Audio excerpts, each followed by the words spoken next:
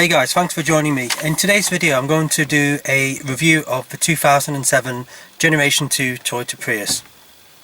The Toyota Prius went into development in 1997, and today when you say the word hybrid, Toyota Prius is synonymous with hybrid, so they really kind of pioneered the development of hybrid technology.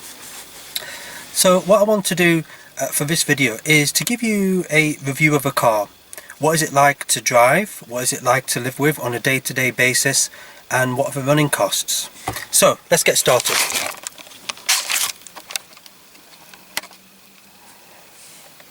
First of all, we'll make a start with the cabin.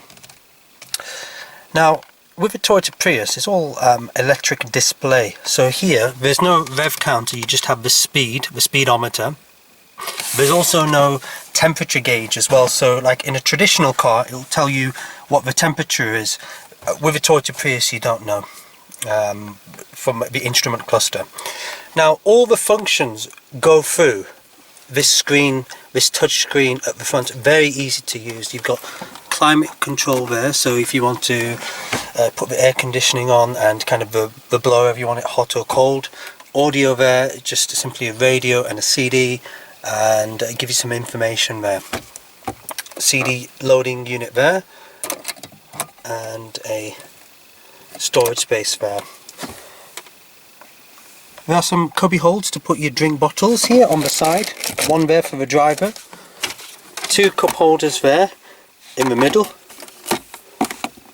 Centre armrest, which is quite big, so mine's full of junk. Well, this is my wife's car. There.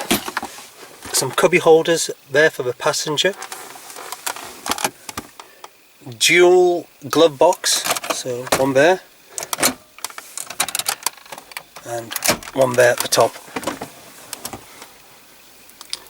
Storage for sunglasses, you can put there, and then vanity mirror there. So that's the front of the car.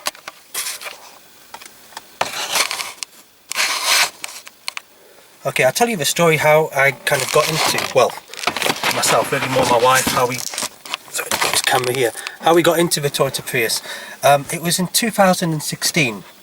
My wife, she needed a new car, and because the one which she had before was too small, so with our daughter, we needed something which is a bit bigger in the back, and we needed a bigger boot. So I was looking for a Toyota Prius, and one of the things which I noticed, I was having real trouble getting hold of one, because when I found a good one, sold out straight away. Phoned, is that Prius still available? Sorry, sold.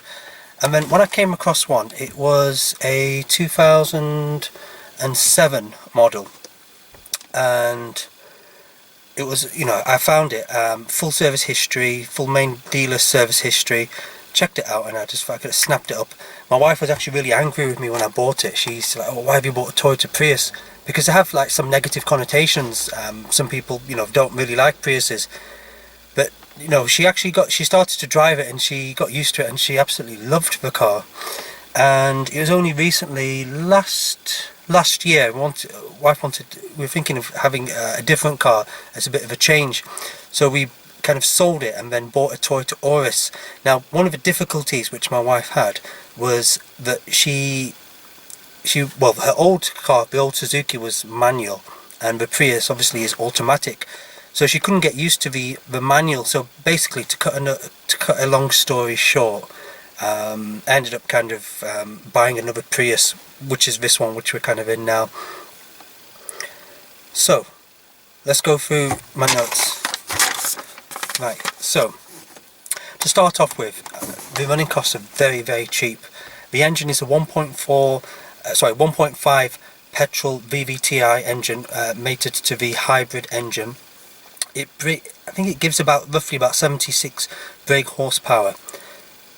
I mean, it's quite nippy. When you think of Prius, you have that kind of association, but they're really slow. I mean, it's not fast, but it's not as slow as you think. It is pretty nippy. You put your foot down, and it'll kind of take off. So it's 1.5 petrol hybrid. It's automatic, of course. It uses the CVT gearbox. Tax is very cheap as well, particularly on these models. It's £10 to £20 per year, I think, depending on the year. This is only £10 per year, so tax is very cheap, and you can pay it off all in one go, or you can pay by installments if you want, but obviously for £10 it's nothing really, just kind of pay it off in one go. It's very easy to drive, and that's why my wife wanted to go back to the Prius. I'll show you the gear stick. Sorry, I forgot to show you that. Yeah, that's the gear stick. So you just move it to right, down to drive, up to reverse, and then when you park, put it into neutral, and then just press that button there. And it's got a foot brake at the bottom, so to press to release, and then push to secure. So that's your handbrake there.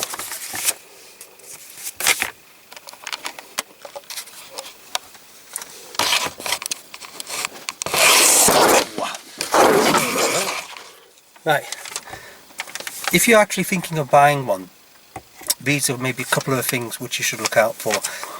Some of the common faults on a lot of Toyota Priuses are the wheel bearings, and sometimes the caliper gets stuck, and if that does get stuck, it can cause like a screeching sound on the wheel. I mean, the previous Prius which I had, it had that scraping sound, and I made the buyer aware of it, and you know, he knows more than me about cars, and he said don't worry about it, I can fix it. So those are really the two things really to kind of be aware of.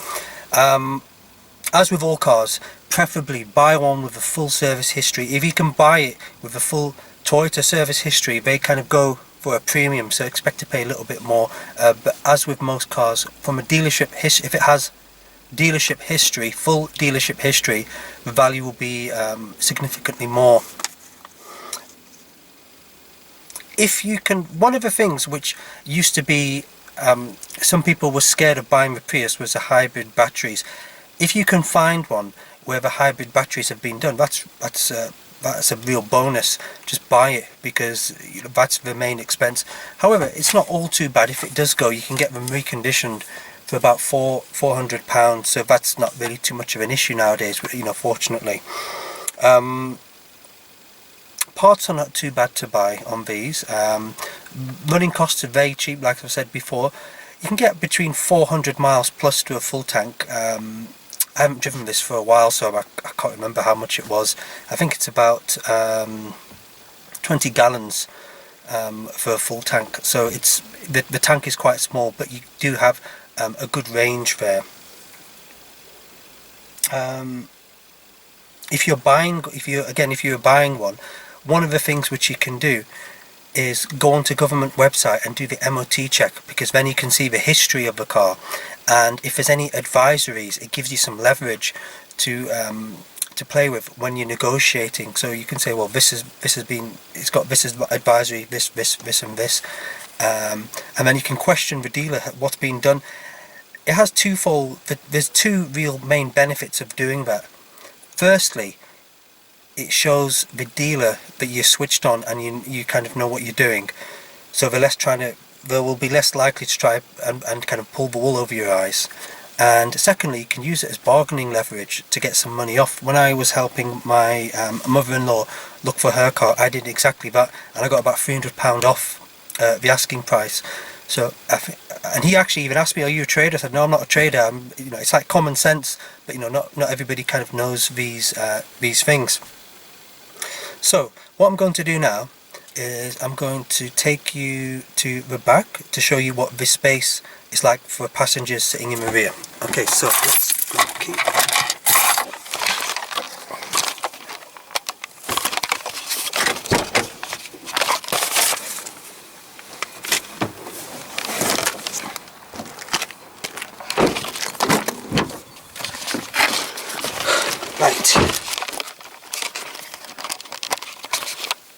Right, okay, so the passenger has quite a lot of room in the back. You know, I think I mentioned in one of my other videos, I'm about 5'11", about 13.5 stones. I'm quite stocky, I go to a gym, and I have plenty of room. So, you know, my head is not touching the roof, I've got plenty of space here. There is enough space to accommodate 3 people here.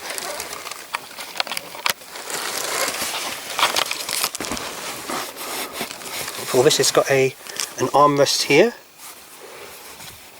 Now, one of the things with the Prius, one of the downsides is that it doesn't have a solid feel to it like other cars, like my RAV4 or Lexus or something like that nature. The plastic is seems a bit cheaper, but it does have apparently a 5-star NCAP safety rating, so there's no worries in terms of its safety there, so it's a very safe car. Oh, word of caution, do not drive it in the snow, because they're known to not handle very well, and you shouldn't really drive in the snow unless you've got 4-wheel drive and you know what you're doing. So yeah, just a really kind of word of caution there.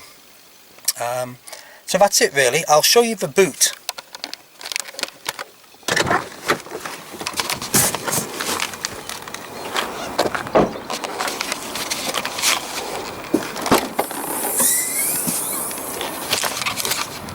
Okay, so the boot is quite a spacious boot. I'll just move that load cover so you can see. So I've got some things in there.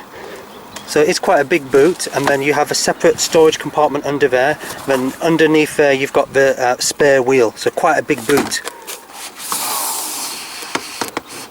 Put that back. Right. Okay, let's have a look at the engine bay.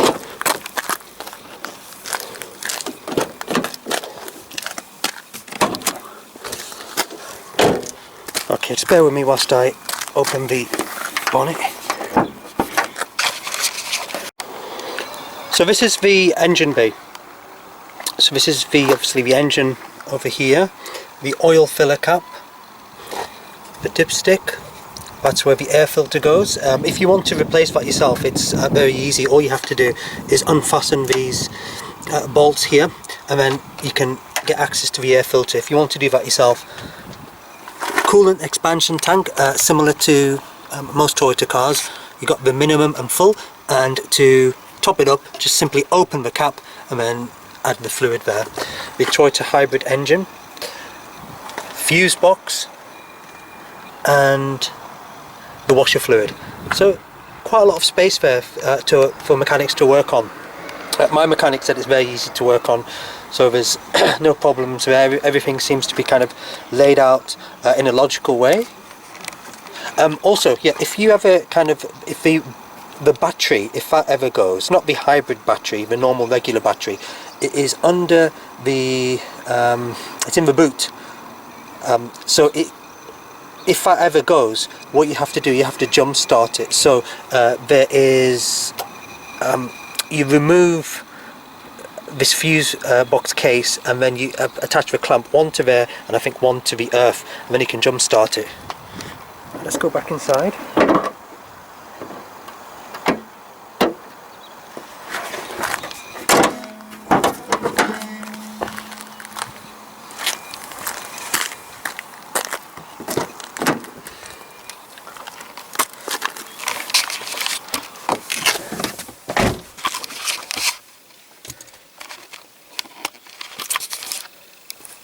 Okay, so put my sunglasses on.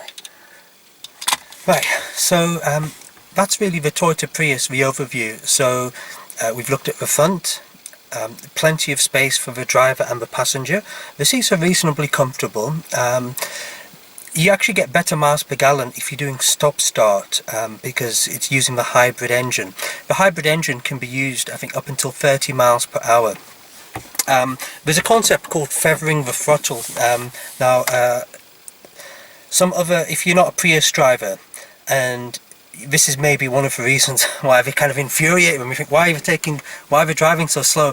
Basically, what they're trying to do is when you accelerate, when you brake, the energy which is produced by the braking gets kind of used by the hybrid battery to charge it.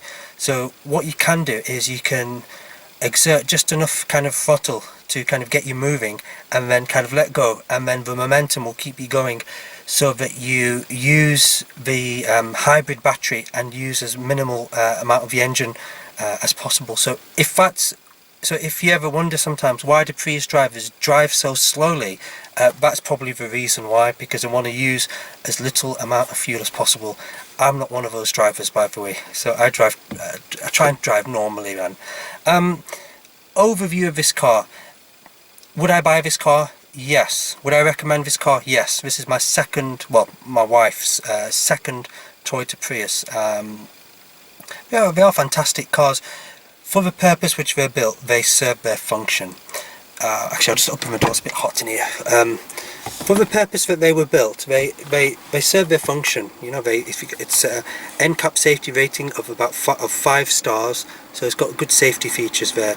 And this is one factor which I think a lot of people don't really kind of think about when buying a car, but it's actually very important. How safe is a car in a safety test? So look at the kind of NCAP safety rating if you're going to buy a car as well. That's just general advice, but this is 5 star, so it's a safe car there. In terms of practicality, it's spacious, plenty of space for the front driver, the passenger and people at the rear. It's got a large boot, so plenty of space for most people's needs. Economical, you're getting 400 miles plus to a tank, and remember that's stop-start driving, so this is the kind of guy driving which typically would use more fuel, but with this car it's the opposite. It's actually better economy to drive in this way. That's what it's designed for. Very cheap tax, again, you know, depending on the model, 10 to 20 pound per year. I believe the newer models are zero tax, they're free, but if you're looking at this model, again, you know, very cheap on the tax. So overall, you know, very good cars. If you were to kind of weigh it up objectively, you'd say, what are the pros of a car, what are the cons of a car? I would certainly say there are more positives than negatives. The negatives, I would say that, pardon me, plastics are a bit cheap, it's not exciting to drive, but but not, well, I would say not exciting to drive. You know, you're not buying this like as if with the expectation it's going to drive like a Porsche or an M3 or something like that. It kind of does, it fulfills the function of which it was designed. The Prius have been going now, I think, since 1997, when it was kind of in development, and you know, the fact that they're still going is a testimony to kind of how well engineered they are. And you know, everybody knows what a Toyota Prius is. Now I know in America some Priuses are met with some stigma and some vitriol by drivers. I think maybe Corvette drivers in particular, from what I've heard. But I don't know. If you American viewer, please let me know in the chat box below. Is that true? I don't know. I'm from the UK, so I can't really comment too much on that. One of the things in general what I like about Toyota is their philosophy underpinning how they operate. For example, I think I've done a book review about this, one of my favourite books called The Toyota Way. So basically it's about the philosophy and talks about the management principles of how Toyota operate. And in this book it says that the two cars which really were significant in Toyota's history were the Lexus, the LS400, and the Toyota Prius. The Prius, because it was kind of innovative, using hybrid technology, kind of charting new ground which other car manufacturers have never been. So that's the first car. The other car was the LS400. The reason why that was such a kind of pioneering car at that time, I think in the 1980s, is because Toyota were chartering new territory. They'd never been in the luxury market before, so they're going somewhere unknown, creating a brand new brand, Lexus under the umbrella of Toyota, of course.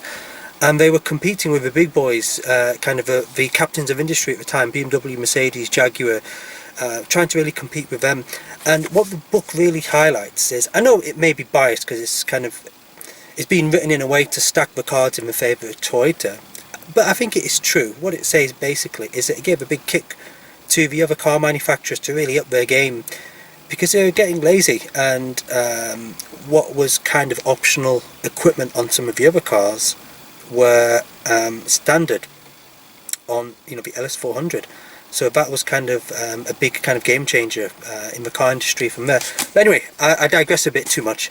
So overall, this Toyota Prius, if you're in the market for one, you know,